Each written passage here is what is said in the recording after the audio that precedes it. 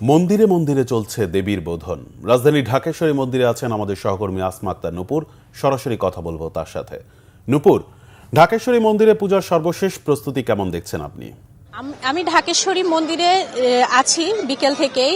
সন্ধ্যায় দেবীর বোধন শুরু হয়েছে এখানে, এবং এই তাদের সনাতন ধর্মের অনুসারীদের বিশ্বাস এই বোধনের মাধ্যমে দেবী দুর্গাকে তার মর্তলোক থেকে স্বর্গ থেকে মর্তলোকে নিয়ে আসা হবে। এবং দেবী দুর্গা এই বেলগাছের নিচে দেবী দুর্গার পূজা করার মানে হলো এই দেবী দুর্গা বেলগাছে ঘুমান্ত অবস্থায় আছেন এবং এই পূজার মাধ্যমে দেবী দুর্গা জাগ্রত হয়েছেন। আমরা একটু এখানে যিনি পূজা করেছেন পুরোহিত, ওনার কাছে জানবো দেবী দুর্গার এই পূজার মাধ্যমে দেবী দুর্গা আসলে মর্তলোকে অধিষ্ঠিত হয়েছেন কিনা এবং এই পূজার মাহাত্ম্যটা আসলে কি একটু বলবেন আমাকে।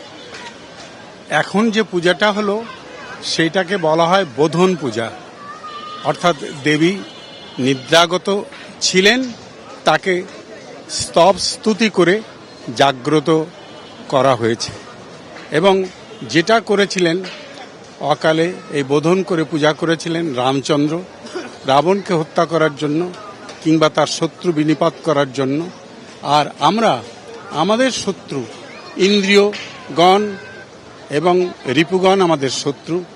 আমাদের ব্যক্তিগত কোনো ধর্মের অথবা সম্প্রদায়ের অথবা কোনো গোষ্ঠীর প্রতি আমাদের কোনো শত্রুতা নাই, আছে মিলন, এবং তাদের সকলের কল্যাণ আমরা কামনা করি, সকলের হিত কামনা করি। এই পূজার মাধ্যমে দেবী দুর্গা স্বর্গ থেকে মর্তলোকে অধিষ্ঠিত হয়েছেন কিনা এটা একটু আপনাদের বিশ্বাস অনুযায়ী আমাদেরকে জানাবেন। তিনি এই স্বর্গলোকে থেকে মর্তে এসেছিলেন নিদ্রা করার জন্য, এবং তিনি নিদ্রিতা ছিলেন বেল গাছে।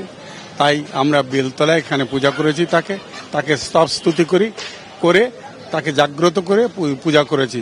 এবং তিনি জাগ্রত হয়েছেন এবং অধিষ্ঠিতা হয়েছেন এই বিল্ল গাছে। এবং আগামীকাল সকাল 9টায় যে পূজাটা হবে তাকে আমন্ত্রণ এবং অধিবাস করে, এবং পরশুদিন সপ্তমীর দিনে তাকে এখান থেকে নিয়ে যাব আমরা মন্দিরে, মূল মন্দিরে। এই আমাদের পূজা, আমাদের আয়োজন সার্থক হয়েছে এবং আমাদের পূজা আমাদের বিশ্বাস অনুযায়ী খুব সত্যইভাবে প্রকাশিত হয়েছে এবং মায়ের করুণা আমরা পেয়েছি। এবং আমরা আরও তার আমাদের কল্যাণের জন্য তাকে আমন্ত্রণ জানাচ্ছি। তিনি আসবেন, তিনি সকলের কল্যাণের জন্য অধিষ্ঠিত হয়েছে। ধন্যবাদ।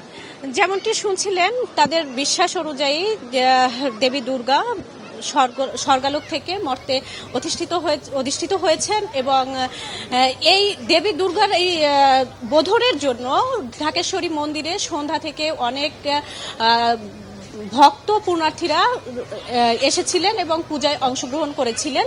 রায়হান, এই ছিল আমার কাছে ঢাকেশ্বরী মন্দির থেকে সর্বশেষ। নূপুর, আপনাকে অসংখ্য ধন্যবাদ। দর্শক, আমাদের সহকর্মী আসমা আক্তার নূপুর ঢাকেশ্বরী মন্দির থেকে জানাছিলেন দেবী বোধনের সর্বশেষ খবর।